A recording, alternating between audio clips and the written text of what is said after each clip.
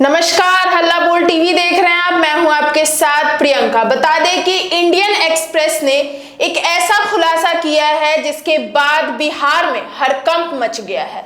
जी हां, गिरिराज सिंह समेत बीजेपी कई ऐसे सांसदों को मैदान में उतार रही है, जिसके बाद बिहार में बहुत बड़ा बवंडर आने वाला। क्या है ये पूरा मामला, इस विषय पे और भी ज्यादा जानकारी देने के लिए आज हमारे साथ हल्ला बोल टीवी के संपादक दीपक शर्मा जुड़े। देखिए, इंडियन एक्सप्रेस इसी के लिए जाना भी जाता है, खुलासों के लिए ही जाना जाता है। और इंडियन एक्सप्रेस ने आज जो खुलासा किया है उसके बाद बिहार की राजनीति में हड़कंप है। इंडियन एक्सप्रेस ने खुलासा किया है कि भारतीय जनता पार्टी इस बार अपने केंद्रीय मंत्री और बेगूसराय सांसद गिरिराज सिंह को बिहार में चुनाव लड़ाने जा रही है। अच्छा। अब गिरिराज सिंह केंद्र में कैबिनेट मंत्री हैं, बिल्कुल सांसद हैं, उनको विधानसभा चुनाव लड़ाने का क्या मकसद है भारतीय जनता पार्टी का, इसको लेकर तरह तरह के कयास लगाए जा रहे हैं। इतना ही नहीं, और दूसरे सांसद हैं राजीव प्रताप रूडी। राजीव प्रताप रूडी भी विधानसभा चुनाव लड़ने जा रहे हैं।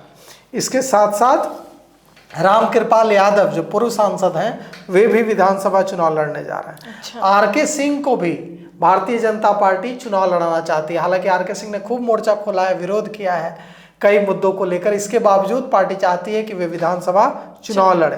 मंगल पांडे स्वास्थ्य मंत्री हैं, एमएलसी रहे हैं, लेकिन पार्टी चाहती है कि मंगल पांडे इस बार चुनाव लड़े। अश्विनी चौबे को भी चुनाव लड़ाना चाहती है भारतीय जनता पार्टी। अब कहा जा रहा है कि यह जो मॉडल है यह मध्य प्रदेश मॉडल है। अच्छा। मध्य प्रदेश में और राजस्थान में पार्टी ने इस मॉडल का इस्तेमाल किया था। अच्छा। लेकिन सबके नाम पर किसी के कान खड़े नहीं हो रहे हैं कि ठीक है, राजीव प्रताप रूडी लड़ रहे हैं चुनाव, अच्छा बहुत अच्छी बात है। ठीक है, रामकृपाल यादव लड़ रहे हैं, ठीक है बहुत अच्छी बात है। ठीक है, और दूसरे नेता जो हैं लड़ रहे हैं, ठीक है बहुत अच्छी बात है। मंगल पांडे लड़ेंगे, ये भी अच्छी बात है। लेकिन एक नाम जो आया है सामने, उस पर सबके कान खड़े हो गए हैं, विपक्षियों के भी और सत्ता में शामिल जो दल हैं, मतलब एनडीए के जो सहयोगी दल हैं उनके भी। गिरिराज सिंह। अच्छा। कि गिरिराज सिंह केंद्र में कैबिनेट मंत्री हैं, अमित शाह के, नरेंद्र मोदी के बेहद करीबी हैं, उनको क्यों चुनाव बिल्कुल लड़ाना चाहती है बीजेपी। और वो भी तब जब अमित शाह जब 2 दिन पहले बिहार आए थे तो देर रात उन्होंने गिरिराज सिंह को बुलावा भेजा था। रात में नहीं, देर रात। और देर रात गिरिराज सिंह और अमित शाह की बैठक हुई थी, लंबी बैठक। उसमें कई तरह की कई चीज़ों पर चर्चा हुई थी, प्रत्याशियों के नाम पर चर्चा हुई थी। लेकिन तब किसी ने यह नहीं सोचा था कि अमित शाह इस पर बात कर रहे होंगे कि गिरिराज जी आप चुनाव लड़ जाइए जी। अब गिरिराज सिंह चुनाव लड़ रहे हैं और गिरिराज सिंह के चुनाव लड़ने का असर जो है होगा, राजीव प्रताप रूडी के चुनाव लड़ने का असर होगा, रामकृपाल यादव चुनाव लड़ेंगे तो उसका असर होगा।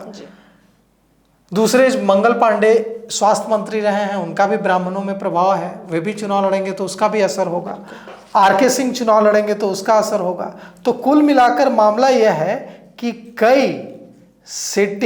कई नंबर बता दें आपको, लगभग 18 सिटिंग विधायकों के टिकट भारतीय जनता पार्टी काटने जा रही है। अच्छा। इससे बौखलाहट है। सूची बन चुकी है, फाइनलाइज हो गई है सूची, लिस्ट। और इन 18 विधायकों को कौन रिप्लेस करेगा, इन 18 विधायकों का टिकट कटेगा तो उनकी जगह पर कौन चुनाव लड़ेंगे, उनके नाम भी फाइनल हो गए हैं। इन 18 विधायकों का टिकट काटने के बाद जो इनको रिप्लेस कर रहे हैं उनमें कई महिलाएं हैं। अच्छा। और कई महिलाएं हैं और कई युवा हैं। अच्छा। तो युवा शक्ति और महिला शक्ति से जो मठाधीश हैं कई, उनको रिप्लेस किया जा रहा है। क्योंकि भारतीय जनता पार्टी की जो इंटरनल सर्वे रिपोर्ट है, राष्ट्रीय स्वयंसेवक की जो राष्ट्रीय स्वयंसेवक संघ की, आरएसएस की जो इंटरनल सर्वे रिपोर्ट है, उसमें यह बात आई है प्रियंका कि एंटी इनकमेंसी है इनके खिलाफ। अगर ये चुनाव लड़ेंगे तो जनता में नाराजगी है, चुनाव हार सकते हैं। तो कोई रिस्क लेने के मूड में भारतीय जनता पार्टी नहीं है। और कई 18 तो तय है, 18 या उससे भी ज्यादा विधायकों के, सिटिंग विधायकों के टिकट कटने जा रहे हैं। 6 अक्टूबर के बाद चुनाव के तारीखों का ऐलान हो सकता है और 100 से अधिक सीटों पर एकदम डिस्कशन कर लिया है अमित शाह ने, जो इस बार आए थे 2 दिन पहले। प्रत्याशियों के नाम फाइनल हो गए हैं।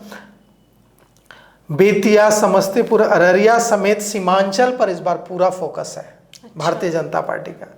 और जिन लगभग 35 विधानसभा क्षेत्र, जिनमें मुजफ्फरपुर, किशनगंज, सिवान, सोनपुर, राघोपुर, भागलपुर, दानापुर, मनेर, ये जो 35 विधानसभा सीटों की जो सूची है, इनमें दूसरे नंबर पर रही थी और बहुत कम मार्जिन से भारतीय जनता पार्टी हारी थी। उन सीटों पर इस बार कोई चूक करने के मूड में भारतीय जनता पार्टी नहीं है। कौन कौन सीटें हम आपको फिर बता दें। इन 35 सीटों में जहां बहुत कम मार्जिन से हारी थी भारतीय जनता पार्टी, मुजफ्फरपुर, किशनगंज, सिवान, सोनपुर, राघोपुर, भागलपुर, दानापुर और मनेर। साथ ही साथ निखिल आनंद पर बड़ा भरोसा है इस बार भारतीय जनता पार्टी को। लग रहा है कि निखिल आनंद युवा चेहरे हैं और जिस तरह से उन्होंने मनेर में अपनी सक्रियता बढ़ाई है, तो भारतीय जनता पार्टी को भरोसा है कि निखिल आनंद इस बार मनेर में भाई वीरेंद्र को हरा देंगे। अच्छा। और भाई वीरेंद्र को हराना भारतीय जनता पार्टी चाहती भी है। अच्छा। क्योंकि राष्ट्रीय जनता दल के बेहद वरिष्ठ विधायक हैं, लालू प्रसाद यादव के बेहद करीबी हैं और बहुत मुखर होकर हमला बोलते हैं भारतीय जनता पार्टी के खिलाफ। तो उनको लगता है, भारतीय जनता पार्टी के नेतृत्व को लगता है कि निखिल आनंद इस बार भाई वीरेंद्र को हरा देंगे। इसके अलावा जिन के नाम पर चर्चा है उनमें यह है कि कुछ ऐसे नाम होंगे जो एकदम से नए नाम होंगे। अच्छा। हाँ, एकदम से नए नाम होंगे। मतलब लोग कहेंगे कि ये कौन है। वैसे नामों को, ऐसे युवा चेहरों को पार्टी इस बार मौका देगी। तो मतलब लिस्ट जो है वो रोमांचित करने वाली लिस्ट होगी भारतीय जनता पार्टी की, और लिस्ट फाइनल हो गई है। तो सुना आपने कि लिस्ट फाइनल हो चुकी है। इन लिस्ट को लेकर आपकी क्या राय है, कमेंट सेक्शन में जरूर बताइएगा। इस पेशकश में इतना ही।